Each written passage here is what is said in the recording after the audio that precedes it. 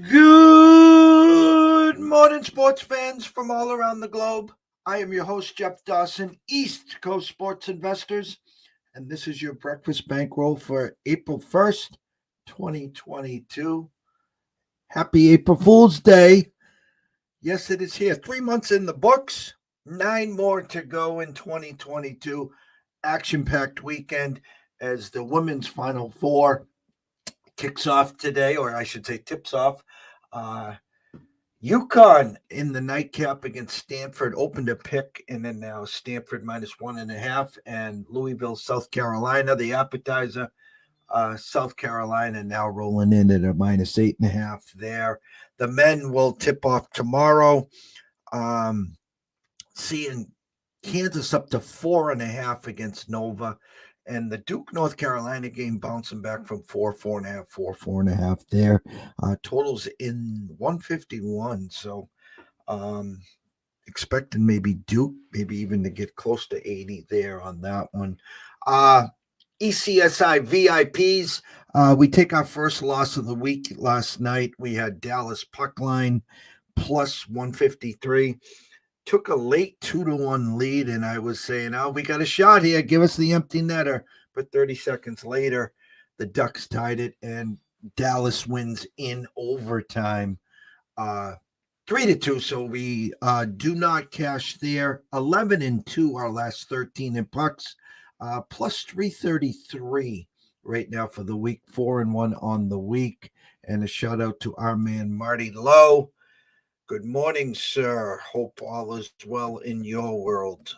All our listeners, all our loyal listeners, thank you for watching us and supporting us. We would not be where we are without you guys. Got a quick funny story. Got an early morning phone call from our buddy, Mr. Sharapan, and we were just talking shop and talking Vegas, the 2 weeks that I spent with him up there bouncing around the city. And I've done 3 weeks. I will just tell you, I did 15 days and nights. I cut my trip 2 days short. I've never been so wiped out in my life. All the people that we met, all the handshakes, all the meetings, so much stuff behind the scenes brewing. Can't wait. I just we're about to blow up. We're about to hit the national scene and not stop running. And I'm excited for me, excited for Scott, excited for our team in general. But enough of that. Some breaking news late last night in Major League Baseball, and I think that's what I will lead in with. And let's start there. Let's bring him in from the Palm Tree State himself, the one, the only, Mr. Scott E. Webb. Good morning, Scott. Morning, Jeff. And I guess this is the first time since, we've been talking, but first time on air that I can welcome you back from your excursions out in Vegas. So I'm glad to see you made it. Glad to see, all the stories that you got out there didn't stay out there, like they say in the commercial. So onward and wrapping up this last damn week, and I already made lines for opening day and everything, so I'm ready to go, brother. I did see those, and I retweeted them. I was looking intensely on them. As our buddy jumped on Major League Baseball, the network, the hot stove with, I'm a big Harold Reynolds fan. I liked him when he played, and I think he's done a hell of a job there. A couple issues off the behind the scenes we won't get into, but all is well in his world now. There, the breaking news, and I tell you, if I was in Vegas, I probably would have dug deep into the pockets and just hammered the under, because it's just the same old story. And I've talked to you at length. When is this going to happen to Mad Max? That guy just keeps going and going and going. And again, don't wish any bad ill will on any of these guys. But the news broke that little tightness or whatever they want to call it in DeGrom, MRI coming today. To all the Mets fans, it's just like, here we go again. Initial thoughts and thoughts moving forward. Well, I've said this for probably the last 2 or 3 years now. And these guys that are pitchers today are better than the guys. I mean, like, we have friends out here, Mr. Lucky and some of these guys bring up the nostalgia of Major League Baseball, and they bring up these guys like Steve Carlton and, and all these guys that have pitched a long time, and, Sandy Koufaxes and all these guys that are just reverend names in Major League Baseball.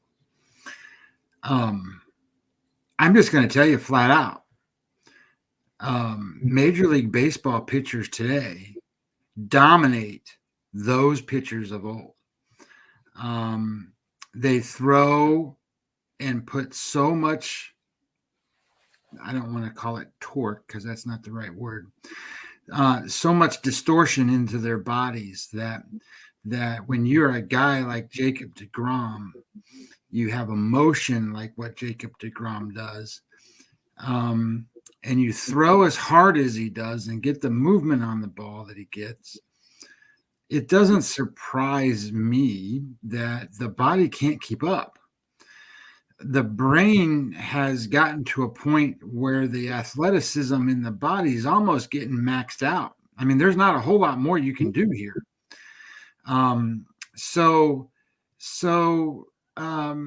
I think that the guys like a Max Scherzer, for example, he's throwing 94 miles an hour at 39 or 38, however old he is, 40. He's not that old, but I mean, it's technique and it's important. And I get it. If you're a major league pitching coach, you can only do so much in terms of getting someone to follow certain instruction without changing who they are result-wise. But a guy like deGrom, look, man, he has so much on that shoulder and so much on that elbow and so much in that arm, the action that comes out of there, the whip that comes out of there, it's damaging to the body. You can't keep up. I mean, I have shoulder surgery from 30 years ago. And in today's world, they're calling it impingement syndrome. Well, that's what I had. I had an impinged tendon in my shoulder. And you know how they fix that shit? That tendon wraps, the tendon holds the muscle to the bone. So the tendon wraps real tight. Like if I'm from Portland, like here's my camera. Here's your shoulder socket, right?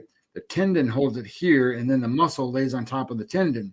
Well, you have that rotation that goes when you throw. The tendon wraps real tight, and then it pops up. It pops up like this. And then that rotation goes, and it starts to cut that tendon. So you know what they do? They go in and shave the bone down in your shoulder to make room so that the damn tendon falls back in place. And after they shave the bone down, you got to build your muscle back up because your muscle has to compensate for the damn bone being shaved off.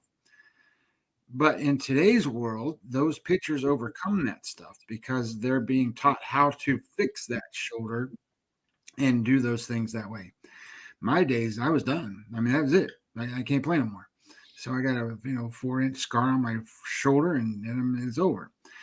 For a guy like deGrom, they want to be very precautionary. And I know I'm saying all that shit just to get to this answer. The precautionary. If you have tightness, that doesn't mean there's anything wrong, but it does mean that you need to look at it. And if you're Jacob deGrom and the value that Jacob deGrom has to the New York Mets, you better sit his ass over there and say, you don't touch a baseball until we figure out what's going on with your shoulder. There might not be anything wrong with his shoulder. He might have just felt it that way. But I'm just telling you, these guys have learned when there's any sort of discomfort or any sort of anything, they get it looked at, because if they can catch it soon enough, that saves their career. If they catch it too late, they could be nothing after this. So, what is Jacob deGrom if he doesn't throw 100 miles an hour, Jeff? I mean, if he goes back out there and throws 92 miles an hour, he's going to get hit. So that's his thing. He has to throw 100 miles an hour. Okay, well, he does. He doesn't now because his damn arm fell off. But I mean, it's I joke about that all the time. Oh, the guy's arm fell off. I'm just half kidding. These guys' bodies can't keep up with what they're doing. So Major League Baseball has sit there and said, okay, we need 8 pitchers now to get through a season, or 10 pitchers to get through a season. You 5 guys ain't going to make it. So I got to have another couple in the back room here for when you guys fall off and can't do it no more. I got these guys, but they ain't going to be Jacob deGrom. I can tell you that. And with that division, we haven't done our shows yet, but the big thing about the National League East, they're going to have cannibalism in that division. The teams are too good. They're going to beat each other up. So you go 2 games over 500 to each of those teams, and then you kind of go a little over 500 against everybody else. You're going to have a great record, but you might not win 90 games just because you got to play each other 19 times. So that's 76 games against each, the division. And if you go, 38 and 38, how many more games you got to win to get 90? Well, that's a lot. You got to win be over 600 winning percentage to get to 90 wins. That's a lot of wins in a division like that. So I think the Braves are able to do that only because I think they have the ability to score runs and manufacture. The Mets are in trouble if they don't have Jacob deGrom, because what are you going to do? You're going to put Scherzer number 1 and Bassett number 2. Then you're going to have guys that, I'm telling you, Carrasco, he's washed. He's going to get hit. And you got Taijuan Walker, who's coming off of an injury, and he's, who knows what's going on in spring training, but he's not doing that great in spring training. Then what are you going to do? Put Tyler McGill in there? I mean, that's what you got. And I get it. They can go out and buy whoever they want to, but they've spent a ton of money. They ain't going to go spend any more money. So it's no good for the Mets if he don't pitch. I guess where I was going with this whole thing, very simply is, it's just the same old, same old. I mean, every year, the hopes, the dreams, the aspirations of 86 or their other year, their claim to fame, whatever the year that was, and the fact that they were wheeling out deGrom, they were wheeling out Syndergaard. They had, quote unquote, the best starting staff in the game. They bring in Diaz. They bring in some bats. It's always one thing or another. In the last few years, it's always been the health of their starting pitcher. Here we are a week before opening day, and the bells and the alarms are as loud as hell. I can hear them all the way in Cape Cod. And as I'm not a Met fan, I'm a baseball fan. I'm a diehard baseball fan, and it stings because the NL East, in my eyes, is like the AL East. It's going to be a war of attrition. As you said, they're going to beat up each other, and we haven't done our shows, but we've talked off air about how strong the Braves are. Offensively, how good the Phillies are this year, how will their back end, how will their front end handle this? And now we got the Mets, and it kind of sucks, because what are they going to say? Hey, we're going to shut you down for a couple of weeks. And again, I'm not a doctor. I have no idea. They could say, hey, he just slipped on it wrong and he's fine. Who the hell knows? Or you could get the bad news. I don't know, but it stings a week before opening day. Well, I mean, they're not going to be hurting for an opening day starter. I mean, Scherzer can jump right in there, and that's not going to be an issue. And, be honest with you, Bassett could do the same thing. Now, having said all that, when you have, if you're a fan of Major League Baseball, you cannot be rooting for the best pitcher in baseball to be hurt. You want to see the guy pitch. I mean, you want to see it, because it is unbelievable. I mean, it really is. It's unbelievable. He doesn't allow people to even touch the damn baseball. So it's he is a phenomenal talent, and there's nothing to even say there's anything wrong. And theoretically, shit. They had Scherzer throw 90 pitches the last time out already. Now he's probably ready to go to do that because he's been training and doing other things. But you got a guy throwing 90 pitches already. He's ready to go. So DeGrom, that means that, what are they going to do? Okay, well, he's skipping this start. That doesn't necessarily mean that if it comes back and there's nothing really wrong, he'll throw bullpen. So he'll miss a start, so to speak, but he'll get his work in. And then, it's a matter of, okay, well, maybe we don't want him to be the opening day starter. Maybe we'll let him be a little bit down the road. Or maybe they'd say, okay, there's nothing wrong. And you can jump out there and you can be the guy, get your work in and no worries. So this could be a much about nothing, but when you're the best pitcher in baseball and you got a problem in your throwing shoulder, even the slightest little hiccup is something you need to look at. I'll just throw this last question out to you. I have a lot of friends and colleagues in New York City as we speak, drafting this weekend in high stakes fantasy baseball. I mean, there's some leagues there that there are $5,000, $10,000, $15,000 entry fees. Garrett Cole, I think, has been the first pitcher. I think DeGrom is right up there. If it came to you and you had DeGrom on your radar, are you passing? Yeah, because in a league like that, you want a guy that's going to go out and make starts. You know what I mean? Like I get it. You can put him on the disabled list and wait till he's ready to go. That could be several months. I would pass because you know what? There's a lot of good pitchers. You can get a good pitcher. You don't have to have the best pitcher. You can get a good pitcher and still win your fantasy league. So I would pass because at the with where we are right now, I mean, later on today, we're supposed to have an answer. So we're supposed to know what's going on with it. So, so in the afternoon, evening, we should know, okay, well, this is what's wrong with Jacob deGrom and how long he's going to miss or if he's going to miss anything. So if you had to draft right now and you had to go on the basis of what we have as knowledge, I would pass as I would go get somebody else. There's enough good pitchers that you could get somebody else. And get Corbin Burns for God's sakes. So I would just pass on DeGrom and then later on down the road, you know what? That makes it even a more interesting discussion. So what if he's going to pitch? What if they say there's nothing wrong? Would you go and say, well, this is kind of scary. I don't know if I want to, maybe he's going to miss some starts during the year. Maybe I shouldn't be getting him this high because, he is kind of injury prone, or should I, that's a good question too. Because if he's going to miss a couple months, you're not going to draft him that high. You could draft him later, but you wouldn't have to draft him that high. But I think that, I think for me, I would just skip him altogether and pick one of the other good pitchers. Any other more thoughts that's what's going on a week before? Anything catching your eye? Any injuries, any speculations, anything that's you've seen in the last couple of days since we haven't had a show? Well, just a couple of notes. Number one, the Houston Astros are a mess when it comes to their starting staff and how they're going to go do this shit.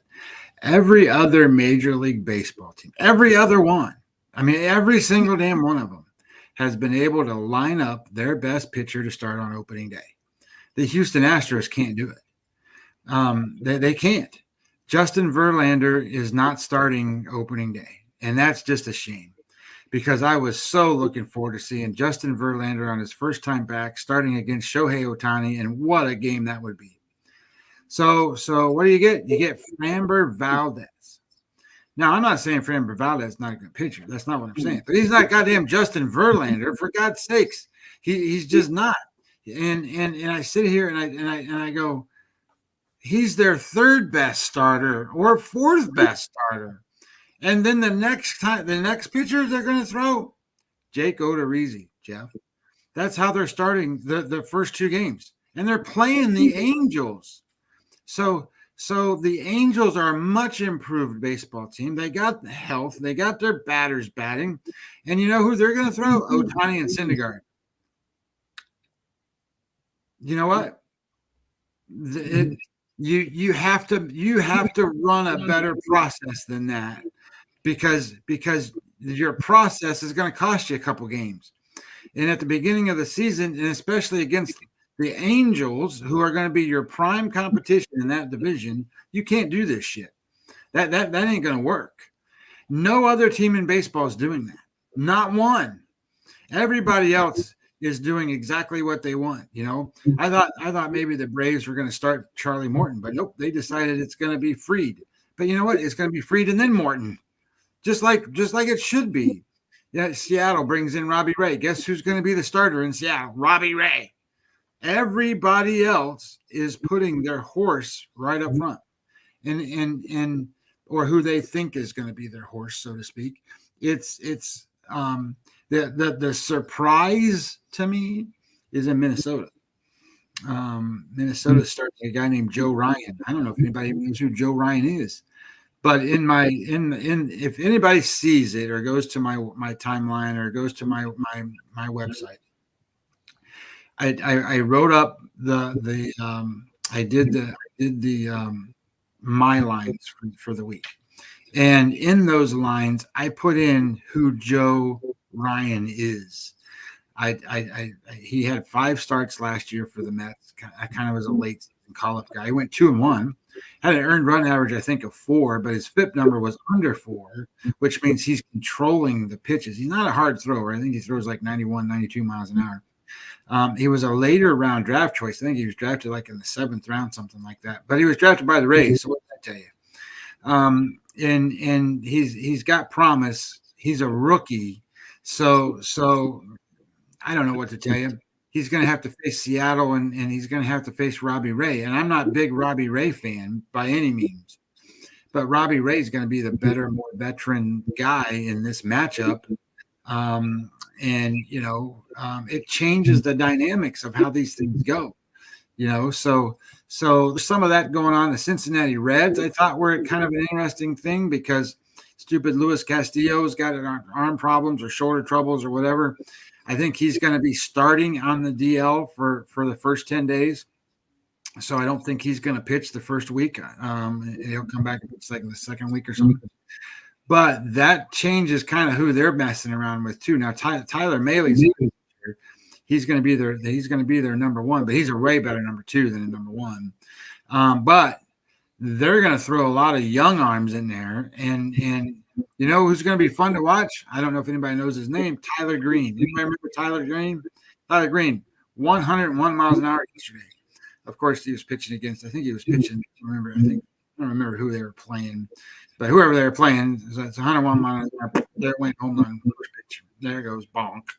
That's what Major League Baseball players do. I did a retweet on the home run that Juan Soto hit. 100.5 mile an hour, whatever it was. And you can see him with his eyes, with his head, track the pitch from the pitcher all the way down, and his eyes are just looking right at the ball, head on it, and smacks the pitch. And I can just tell you, I've been in the box against 100 miles an hour pitchers, and the truth of the matter is, you have to react so fast.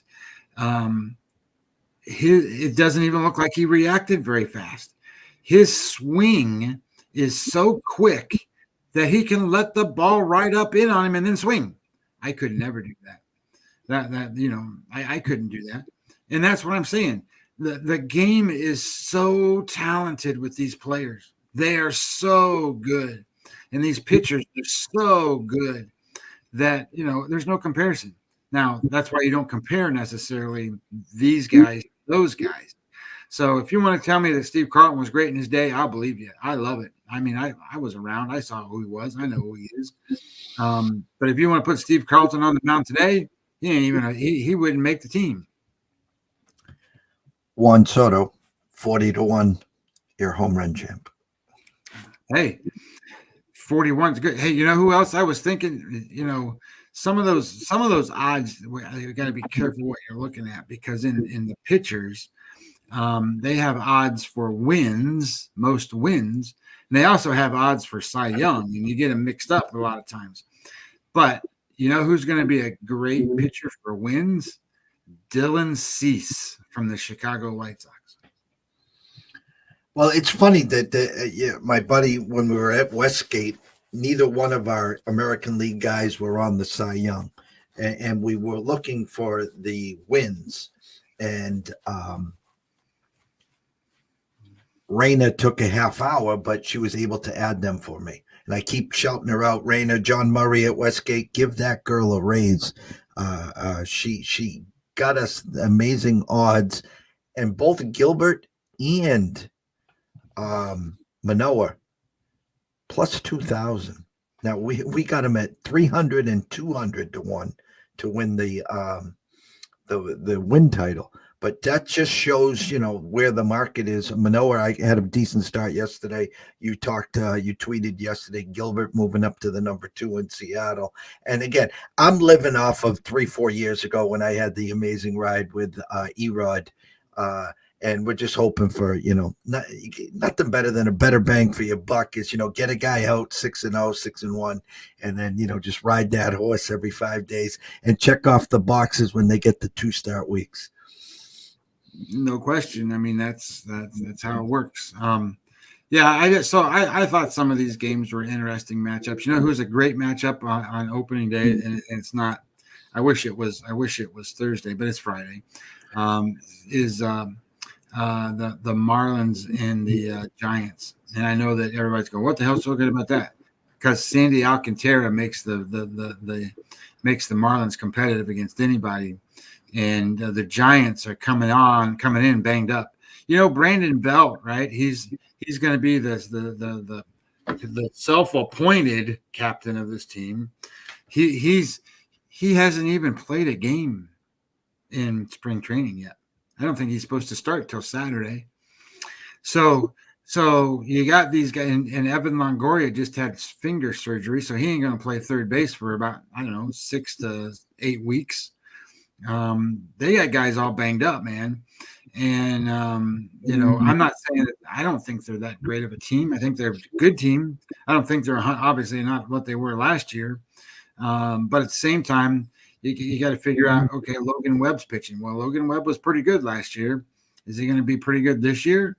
That's just when you get a guy that breaks out like that, you just don't know what they're going to be the second time around, because their sophomore season, especially as a pitcher, usually isn't as good as their first breakout year. Then the third and fourth year, they start to pick it up again. So I think the Marlins are going to be an underdog, and I think they're going to be a great choice for Friday night. Or at least food for thought. I can guarantee you that that Alcantara will be the public trendy dog of that day, but we'll get into that when they do come there. NBA today, big slate, 1, 2, 3, 4, 5, 6, 7, 8, 9, 10 games on the board. My goal is to have a closing bell tonight. So that is the initial goal. I have a show later tonight, but that won't affect that. Nothing this afternoon. So that is the goal for 4:30. But anything cracking your eye yet on the NBA board? Well, it's hard. It's hard for me right now to go with sides in some of these games. Like so New Orleans is playing the Lakers tonight, and you're supposed to be betting against the Lakers all the time, and I would be betting against the Lakers here too. But the Lakers are -2. I think it opened at -1.5. So yeah, you want to go out and say, hey, let's go take New Orleans. Okay, well, the Lakers need to win because they're out of the playoff picture altogether. So they got to win this game. But so does New Orleans, because New Orleans wants to be in a spot where they can move up one spot in the seeding. So this is a game where they both want to play. I think neither one of them plays good defense. So I think at this point in time, you want to play this game as an over. But I'm looking at that. It's 231 or 231.5. It says it opened at 234, so it's being bet down, which I kind of agree with. But my number on the game was like 242, something like that. So I'm like, I think this game should go over that number. So I'm looking at some totals tonight. So that's one of them. The other one is Indiana-Boston. Boston's the number 1 scoring team right now in the NBA, for God's sakes, and they play great defense. But Indiana can't stop nobody. They're playing terrible defense. So this game is only 225. If they're not careful, Boston will score 225 by themselves. So I like that game to go over the number. And then the Dallas and Washington game, you'd say, oh well, that's nobody cares about that game. Well, they kind of do and kind of don't, but Dallas needs to keep winning. And that one's a 219 number. And Washington's been playing terrible defense, and Dallas hasn't been playing the greatest defense. So I like that to go over. Toronto, Orlando, I like under. But those are only likes at this point, nothing that I went out and actually wagered. So I'll look at this again as we do the closing bell and see if I got anything more solid to play. But those are the 4 games that I'm looking at. I talked in the intro, women's Final Four today. I think what kind of caught my eye was that the UConn Stanford opened as a pick. I'm not bleeding blue here when I talk about UConn, but I thought honestly Stanford should have been about a 2.5 point favorite. They did get the money coming in overnight on Stanford, so I would initially lean UConn there at a now plus 1.5. You might be able to get them to 2. The other game, Louisville, South Carolina, computer model has 7.5. It opened at 8. It's already at 8.5. It's still 8 at Caesars. I think the under-over is at 119. Expect South Carolina to flex its muscles there and should be a double-digit winner there. Nothing really on the CIB final, Fresno State and Coastal Carolina, which is, I think, currently right now at 3 on Fresno State there. In hockey, couple games kind of jumped out at me. St. Louis at Edmonton. St. Louis only opened at 130. It's already got steamed to 145, 150, even 160 at DraftKings. Number opened up low for a reason. They're looking for the Oiler money, and they've already attracted it. So keep an eye on the Blues. We'll talk more about them later this afternoon. Could be a nice little dog there. And the other, respect the opening number and trust it. The Ducks, who got us last night, now travel to Arizona and up 145 favorites, down to 118, even 115 at Westgate. Keep an eye on the Ducks there. So that's it for now from our desks here. Scotty, closing thoughts. This is the time to keep an eye on certain things, right? So there's guys out there that are putting out some good information. I've seen a lot of good information about spring training, but just keep in mind, there's no game plans. There's no strategy to getting batters out. There's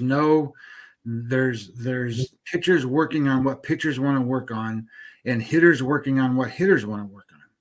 They're not trying to play the game. So just remember that as you're getting ready to start looking at trying to make selections and doing things getting into week 1. Also, this is the time to keep an eye on guys and nicks and scratches and bruises and stuff who aren't going to be playing or who's not going to be in the lineup and different things, because you really got to be careful as to, if you're going to be betting the Angels, for example, you need to make sure that those guys are in the lineup. They're only better when and offensively going to be better when those guys are playing.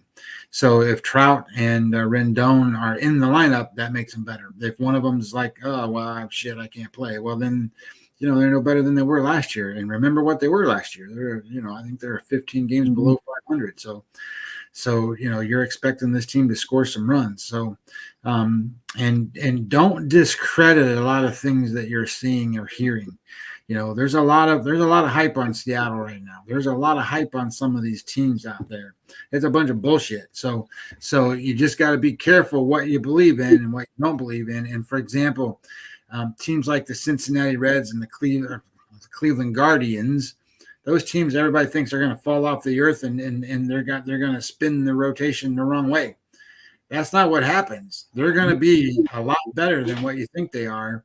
And the cupboard's not bare. So just be careful what you think is going to happen versus what will happen. And go back into this thing with more of an open mind and don't be set in stone.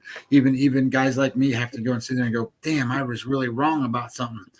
But you have to be open-minded, and you got to react quick enough to make that, because the quicker this first say 3 weeks, first 4 weeks, this is where we have the edge, because we get to react as fast as we want to, and the sports book's going to act and react slower. So get on it sharp and be sharp now and lead the trend. Don't be on the back end of the trend. You like to say that all the time. If I wasn't there at the beginning of the party, I don't want to be there at the end of the party. Well, we need to be on the beginning of the party, and that's what we got to look for. So just those are the things I'm just saying. Hey, be careful of what you get in on, and be open-minded to teams being a little better than what they're supposed to be, except for Colorado, Arizona, and Baltimore. Set trends, don't follow trends. We zig while they zag. And as you just quoted me, the one, the only Mr. Mike Francesa, WFAN. If you did not get invited to the wedding, don't expect me to attend the funeral. So first month is always a big month. It's kind of funny because people talk about, well, there's 162 games and you got plenty of time to make up these games. But the real story is, hey, listen, I've seen teams that weren't supposed to be good get out to that 10-2 start, and they just hang around. And that's the whole thing about baseball. Hang around, start believing in yourself. Baseball is so much about chemistry and believing. And it's amazing how far a team can go just on that. Hey, and you get your number 3, 4, 5 starters that we weren't expecting much. Next thing you know, they kick it up another notch and level, and it increases. It almost becomes a game inside the game in the dugout, where the 3, 4, 5s is looking at the 1, 2s and say, hey guys, we're carrying you. Are you going to step it up or not? And that's the fun part about baseball. So I can't wait. We're just over a week away, and we will, myself and Scott, we're going to talk about this a little more, but I think the game plan will be, we're going to do a show on the American League. We're going to break down the divisions. We're going to do a show on the National League, break down those divisions, and then we'll do one final show where we'll be talking props, futures, divisional winners, potential World Series matchups, and we'll go from there. So we're going to break it down to 3 shows, I think. We will try not to bore you. I know the attention span on most people here is not long, so we will try to keep it brief, and we'll go over, Scott especially, we'll go over some of the finer points on what to look for, what to fade, what to follow. So from myself, Jeff Dawson at EC Sports Investor, from Scotty Webb at Webby20 MLB, we wish everyone a blessed day. Always remember this: if you are wagering and investing this morning or this afternoon, always do it responsibly. And if you have a problem, pick up the phone. There's an 800 number available. Ask for help. Why? Myself and Scotty care.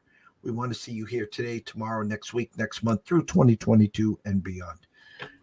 For myself, Jeff Dawson, and Scotty Webb, we wish everyone a blessed day. The goal is to be back at 4:30 for that closing bell. It's Fade the Public Friday. It's payday for them, and they pay the books handsomely, so we're hopefully on the right side. So we will see you in a few hours. Everyone take care.